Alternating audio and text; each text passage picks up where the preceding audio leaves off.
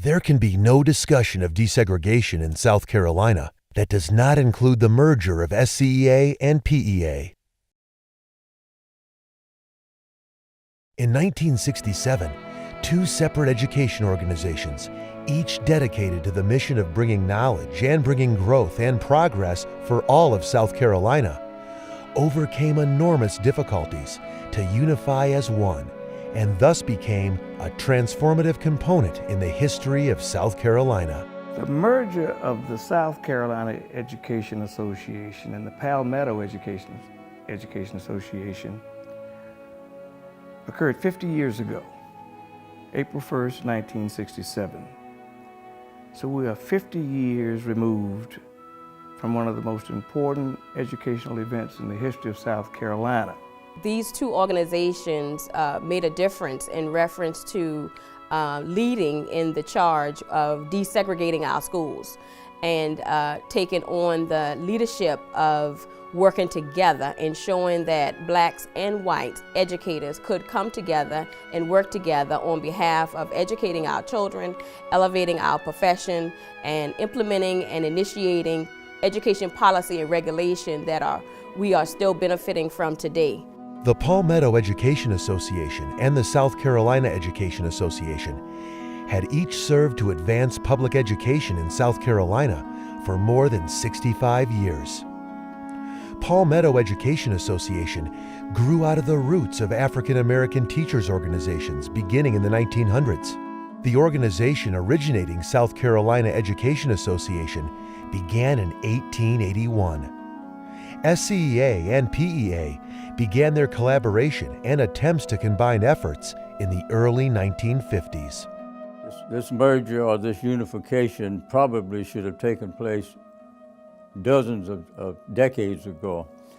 I think we go back to Clarendon County in 1950, where they had a case between Briggs and Elliott. That was kind of like a forerunner of the Brown versus Board of Education in '54. After Brown versus Board, a lot of momentum happened in this country that became known as the Civil Rights Movement. It was the Civil Rights Movement, more than anything else, that changed NEA, and it changed the climate of America, so much so that the Palmetto Education Association and the South Carolina Education Association, as two separate entities, the days were limited. I guess ever since '54, we should have been thinking about how we can bring all of the elements in our society together and have peace and harmony without discrimination and all the biases and prejudices that, that are still held by many, not only in South Carolina, but elsewhere. The National Civil Rights Act of 1964 was the game changer for integration. The merger of the South Carolina Education Association and the Palmetto Education Association was a product of the Civil Rights Movement, which integrated public facilities and institutions throughout America.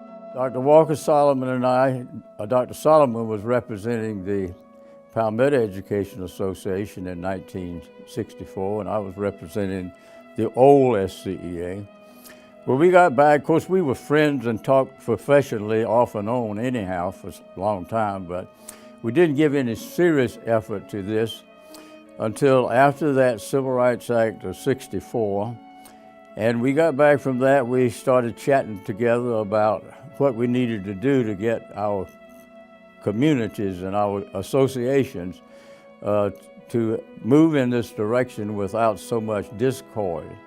To the credit of the South Carolina Education Association, they were the first state to agree to remove the white-only clause, which they did immediately after the Seattle Convention of 1964. They had no template. They had no blueprint. They were going into the unknown. You had teachers in the same states, in the same counties, who never knew each other, who never socialized with each other, who never by law ate in restaurants with each other, who never drank out of the same water fountains. I credit the unification of the Palmetto Education Association and the old South Carolina education as being instrumental in bringing this change about, because it set the phase for the county associations to move in that direction, to encourage their local schools and school district administrators to adopt the same kind of thing that we did at the state level and merged in 1967. But what makes the South Carolina Education Association unification distinct and different is that the impetus of the merger of black and white professionals came from within both organizations, with assistance from the National Education Association and not through pressure from the federal government. When the merger took place on April 1st, 1967, it was the largest merger of two former segregated associations, organizations in the history of the state of South Carolina. It had an exponential impact. It meant that these teachers would now go back to their school buildings with one brand identity, the South Carolina Education Associations. Here in the city, DREA had integrated in '68. And it was inevitable because there wasn't any use or sense in having two different organizations under one heading. After the unification of the organizations in 1967, the South Carolina Education Association had a combined membership of close to 25,000 educators. It represented the largest joining of two professional organizations, one white and one black, in the history of the state. And from that point on, we had a different image in South Carolina, not only in education, but in the political arena, in the legislature, in the school boards, and the local associations. And we moved rapidly after that merger to work with the local education associations back in the counties to help them bring about an orderly transition in their local areas. I've had the rare opportunity over the last 49 years to work in various ways in education in South Carolina and around the country. Actually, my first experience in South Carolina happened maybe 1 year after unification when I became a teacher in a rural school district in the first year of school desegregation. And a group of young black and white teachers got involved right away, proposed major changes to the school and district officials to make desegregation work. It was very much like I remembered in discussing with one of my mentors, Principal Paul J. Glenn, who's deceased now down in Union County. He recalled how he went as a coach from Sims High School to Union High School in the early days of desegregation, and how he was one of the first black teachers, and he said it was through athletics that we pulled everyone together. And he said it was a team effort, and I liken that to SCEA and PEA coming together as a team effort. It was what would be the best for education in South Carolina, because we knew that there were so many things that we were going to have to deal with coming down the pike. School funding, equitable school funding, school buildings, which we are still dealing with in some areas such as the I-95 corridor.